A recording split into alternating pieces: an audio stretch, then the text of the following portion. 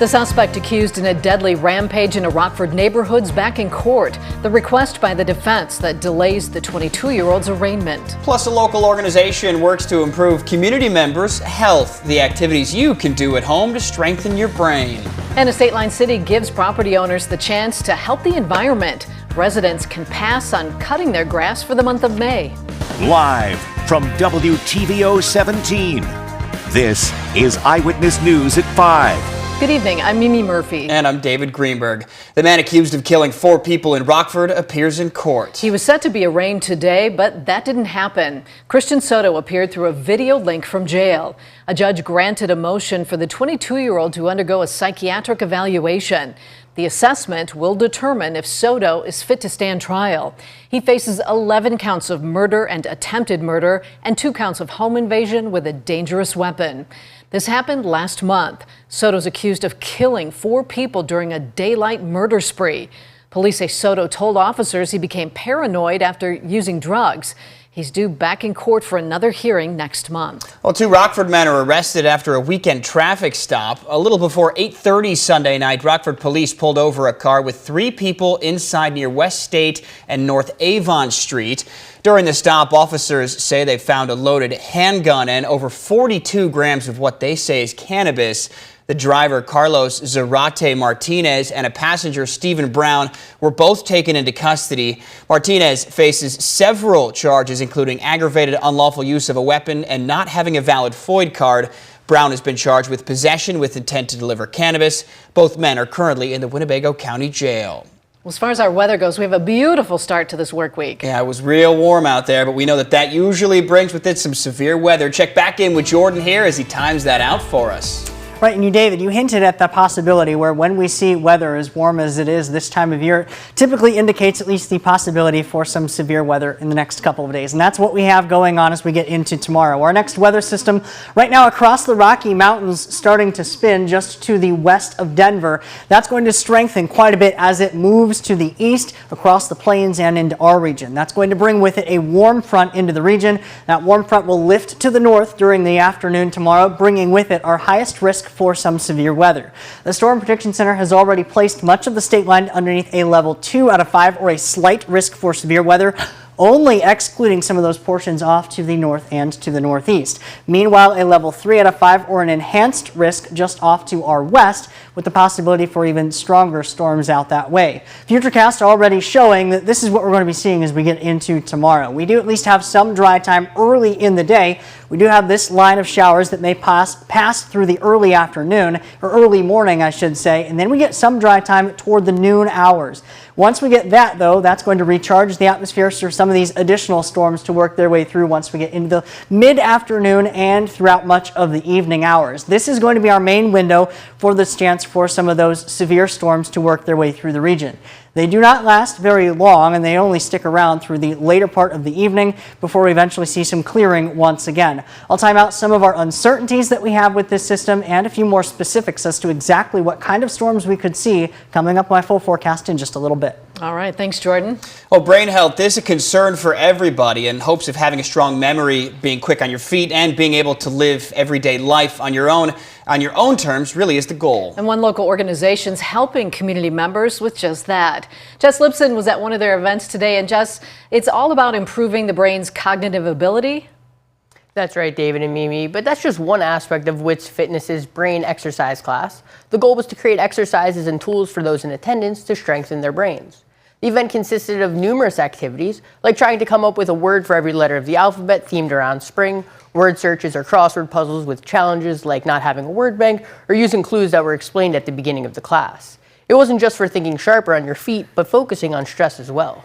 So we talked about a lot of the benefits of kind of keeping our stress in check can help us to think more clearly. So doing things like exercising, getting good sleep, all of those are elements of brain health and are all things we can do this month in particular to help keep our stress in check and help us to think more clearly.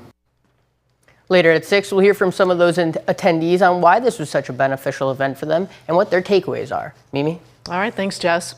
State lawmakers work to alleviate debt burdening Illinoisans. The state Senate recently approved a measure to eliminate medical debt from credit reports. That doesn't mean you don't have to pay the medical debt, but it keeps it separate from other financial burdens reported. However, it does not apply to medical debt charged to a credit card. Meanwhile, Governor Pritzker is advocating for legislation that will relieve the state's residents of medical debt entirely. Cost of around a penny or so for every dollar of medical debt we eliminate. We have the potential to eliminate billions of dollars of debt and help millions of Illinoisans. In the first year alone, I've proposed investing $10 million to relieve nearly $1 billion of debt for 340,000 Illinoisans. The governor says he has a plan in place to expand that relief to 1 million people across the state. Well, in case you've forgotten, today is the day for mailing your income tax forms. The IRS is now promoting new customer service improvements after getting tens of billions of dollars in funding from the Inflation Reduction Act. The changes include cutting phone wait times, digitizing more documents, and simplifying the wording on accounts to help filers figure out their refunds. Agency leaders are trying to show that the IRS is efficient and effective this tax season before congressional Republicans threaten another round of cuts. Taxpayers will, like last year, see and feel a noticeable difference in IRS performance in being accessible, responsive, and effective in helping citizens navigate this nation's complex array of tax laws. The agency says refunds have been sent quickly, in some cases taking just over a week to get back to the filer. But if you've not received your refund yet, you can track its status by using the IRS's Where's My Refund tool online. A State Line City works to support bees and butterflies. It's the first day Beloit residents can register for No Mow May.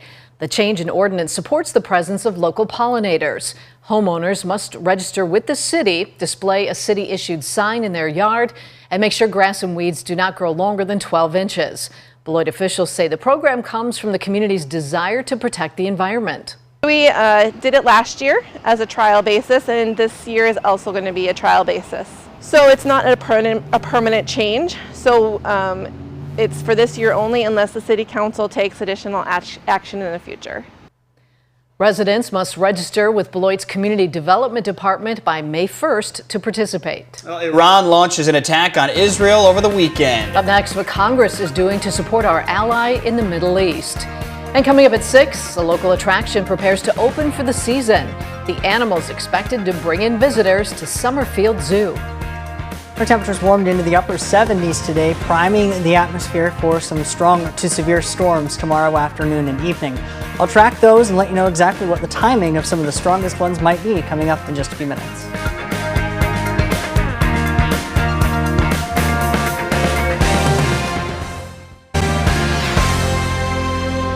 Over the weekend, Iran attacked Israel with hundreds of drones and missiles. Raquel Martin reports that Congress is wasting no time in creating legislation to punish Iran. House Republicans say Iran must face new sanctions following its unprecedented attack against Israel. Sad to see that we're in this situation. Michigan Congressman Bill Huizenga says he wants to cut off any and all money flowing from the U.S. and the World Bank into Iran. Frankly, I think they have again demonstrated that they're using it for nefarious purposes. Huizenga's No U.S. Financing for Iran Act is among a series of bills being rushed to the House floor for a vote this week. He expects bipartisan support. It's expected to have 2/3 approval within the House of Representatives. That speaks volumes. Illinois Democratic Congressman Brad Schneider, who recently visited Israel, calls more sanctions a no-brainer. This is not a battle just between Israel and Iran. Iran is a threat to U.S. interests and U.S. national security. But he also argues getting military aid to Israel is just as important. It's estimated that the defense of one night of attack on Saturday night was upwards of $1 billion. The White House and Senate Republican leader Mitch McConnell are calling on House Republicans to stop blocking a multi-billion-dollar aid package that includes money for Israel. Anyone taking the challenges we face seriously knows that these unmet needs are absolutely urgent. Following an emergency call with G7 leaders, the administration says it too is considering new sanctions against Iran. In Washington, Raquel Martin. Oh, this is another day of one of those 70-degree days. Just beautiful out there. It is gorgeous. After the break, Jordan tells us about our chances for severe weather tomorrow and the cool down expected to follow. Now, your First Warn weather forecast from meteorologist Jordan Wolf. It's another bright and sunny day across the state line today. Temperatures warming well into the 70s, not nearly as warm as what it was yesterday, when some spots even hit the mid-80s. 84 degrees in Rockford was the high temperature yesterday. Only 78 so far today, but our current temperature sitting at 77. 74 in DeKalb, 78 down in Sterling, 75 out in Freeport. Our dew points are currently sitting in the 20s and 30s, indicating quite a bit of drier air, and that's helping to bring the sunshine to the area that we currently see when we look with our SkyTrack camera overlooking Beloit, Wisconsin. Clear skies also showing up when we look with satellite and radar. Not a whole lot to talk about, at least in the immediate term and here locally, but off to our west, that's where we see our next weather system already starting to work its way a little bit closer to the region. This right now sitting across the Rocky Mountains, the low pressure system identified with this counterclockwise spin. As it moves past those mountains, going to rapidly strengthen over the plains, eventually working its way closer toward the Iowa region, and that's what's going to bring us our chances for severe weather as we get into tomorrow afternoon and tomorrow evening. The Storm Prediction Center has already placed much of the state line underneath a level 2 out of 5 or a slight risk for severe weather outside of some areas off to the northeast where they are only under that level 1. Meanwhile, off to our west, a level 3 or an enhanced risk for severe weather across portions of central Illinois, southern Iowa, and northeastern Missouri. This is kind of the timeline of what we have for our particular system working its way in. Initially, we're going to remain dry for most of the overnight, but starting early tomorrow morning, some scattered or even elevated storms could work their way in with a lower end severe threat. But if we see any severe weather, it would likely be in the form of larger hail, given the elevated nature of those storms. Later toward the afternoon, that's where we actually could see some drier time and even some peaks of sunshine. That would be what would allow the atmosphere to then recover, eventually producing the chances for some severe weather toward the afternoon and those evening hours. That's our main window for severe weather from 4 p.m. to 11 p.m. tomorrow. That's our highest risk for severe weather that includes all hazards possible, including those strong winds, damaging hail, or even a few tornadoes possible as well. Some of those key points, though, drier or a sunnier early afternoon could eventually lead to a little bit of a higher risk, providing a little bit of more time for the atmosphere to then recharge and recover. Another question is how far north a warm front will lift through the area. That warm front going to indicate some of our highest probabilities with moisture and our eventuality for the possibility for stronger storms going to remain south of that front. If storms remain in clusters, that would provide a higher wind risk and much less of a either tornado or even hail risk as opposed to isolated storms. With our futurecast, though, this is what we're looking at. Again, that drier time through the early part of the morning, a few isolated showers during mid-morning, early afternoon. Now, this particular computer model is significantly drier than some others, but that dry time before that next wave works its way through still showing up. This is our main window for that severe weather threat, with those stronger storms producing a few gusty winds as well as damaging hail and even a few tornadoes possible as well. That then clears by the time we get toward midnight tomorrow night, giving us a little bit drier air. So we are going to see the risk for some of that severe weather, our tornado risk a little bit on the lower side, but hail and wind going to be our main threats that we are at least keeping a little bit of a closer eye on during that window from 4 p.m. to 11 p.m. tomorrow. So if you are having any plans during those outdoor hours, make sure you have plans to make sure to take shelter if an event of a warning gets issued. 69 degrees for tomorrow, 66 on Wednesday, a cold front passing through, clearing us out and eventually cooling us down. High temperatures back in the 50s toward the end of the week. Yeah, we'll definitely stay weather ready tomorrow, Jordan. Thanks. Scott's in next with sports. He's going to tell us about a couple of local women who reached the top of their sport over the weekend.